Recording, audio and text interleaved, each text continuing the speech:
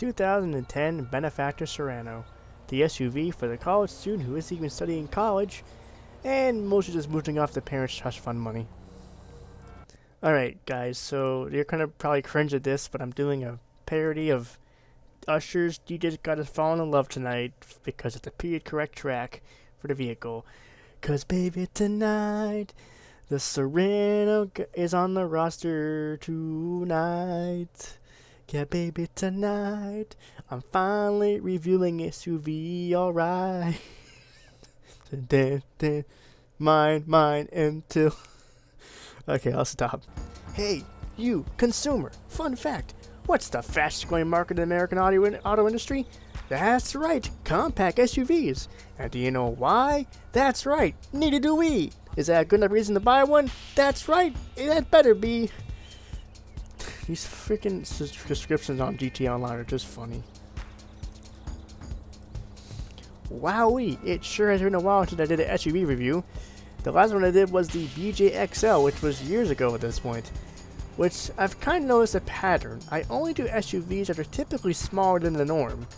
I don't usually cover SUVs because they don't seem very interesting to me, but perhaps I'll start doing more in the future.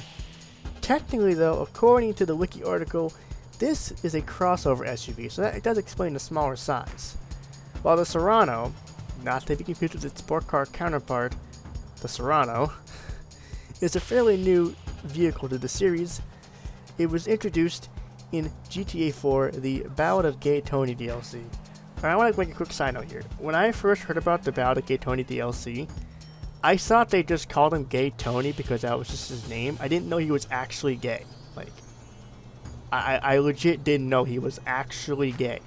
I just thought, oh, they call him that because it's funny or something. Because, you know, it's the year 2009 and gay jokes are still funny apparently. I don't know. Anyway, back on topic. Where was I? Ah, yes. The Serrano is based loosely on the Mercedes GLK with a mixture of Merc GLE and a first generation Volkswagen. I'm gonna probably butcher this. Touareg.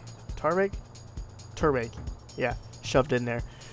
Since the car is based more on the Mercedes models, I will talk a bit about the specs of the GLK for a bit. The GLK offered about 4 different engine choices. You could get either a 3.0 or a 3.5 liter V6, or if you wanted a diesel alternative, you could get a 2.1 liter 4-cylinder or a 3.0 liter V6. Horsepower ranged from 143 horsepower with the 4-banger diesel to over 300 horsepower with the 3.5 liter V6. Unfortunately, only a 7-speed automatic was offered. An AMG package was never offered.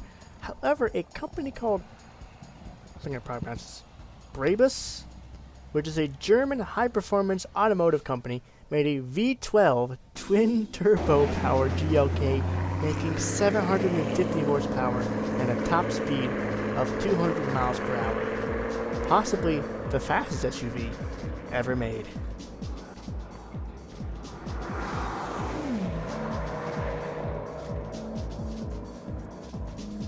Now you're probably thinking, why did I just talk about a high-performance model of the GLK? We're talking about the Serrano here. Well, that's going to lead to my next section, my next part of the video. I have reason to believe Rockstar might have modeled the Serrano after it. According to in-game models and badging, the Serrano features a 6.5 liter supercharged V12 engine. The engine model itself appears to be a double overhead cam turbocharged inline 4. But I'm pretty sure if Rockstar probably would have wanted to put a V12 in this thing if they could have made one or gotten one to fit. That's why I think the Serrano is based somewhat on the Brabus or whatever you call it, GLK. Being an SUV, of course, this vehicle has all-wheel drive. It has 60% in the front and 40% in the rear. This is also probably one of the first vehicles I reviewed with a 6-speed transmission. Not even the mighty Infernus, which I reviewed years ago at this point, had a 6-speed. According to my measurements, the acceleration is very, very quick, between 0 to 60 in about 5 seconds or so. Impressive for a vehicle of this size as well. Now, keep in mind, I'm not sure how accurate my readings are because I'm going off of the speedometer in first person, because there was no statement in the wiki saying how fast how long it would take. So I'm mainly going off of my own measurements. It might be a little bit off. That's why I said 5 seconds, because when I measured it, it was about 3 seconds. And I'm like, that's way too quick for an SUV. So I thought, I'll go up a bit, make it 5 seconds, I must say this though, for an SUV, the handling is really, really good. And I think this is mostly due to the all-wheel drive layout. The car handles surprisingly well on tarmac, and it is able to grip tight corners very well with very little loss of traction. The only time I lost traction, I think, was when I actually went off the tarmac onto some like a dirt patch, and it kind of oversteered a little bit. But other than that, it handles really, really well for an SUV. Off-road is a little bit different. I had a bit of trouble, but I'm not really used to driving off-road with these kind of cars. But people have told me it's a good off-roader as well, but I wouldn't really see myself reviewing or driving this car off-road because it's technically a luxury SUV or whatever. Also, remember how I said that most SUVs I reviewed were usually smaller? Well, I decided to do a little comparison here, as I did with the Habanero back in the day.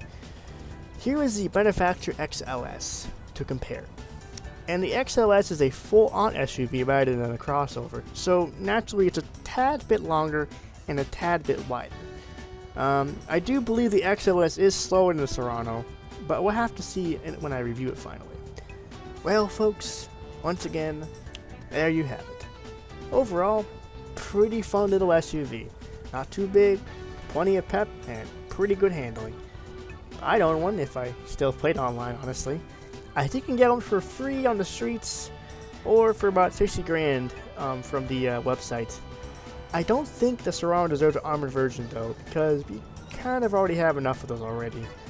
2010 Benefactor Serrano, one of the only crossovers I like. Well guys, this has been Andreas, and I'll see y'all next week. Alright, script over. I hope you enjoyed that video. I already had the footage for this for about a week, but because that person wanted me to do the Winky, I put it off and decided to do this thing. I actually have some footage already for the Benefactor Glendale, so I might as well do a Benefactor twosome. Do the Glendale next video and do the Serrano this one. I never remember seeing this car in Grand Theft Auto 4, but I always ever played the base game. I never played the DLCs when I was younger, so. But yeah, it's a pretty good SUV, and I think it's pretty decent for what it is. Well, anyway, guys, that's it for this episode. Tune in next time when I review the Glendale. Have a great weekend, everybody, or a great week, and stay safe out there. See you next time. Bye-bye.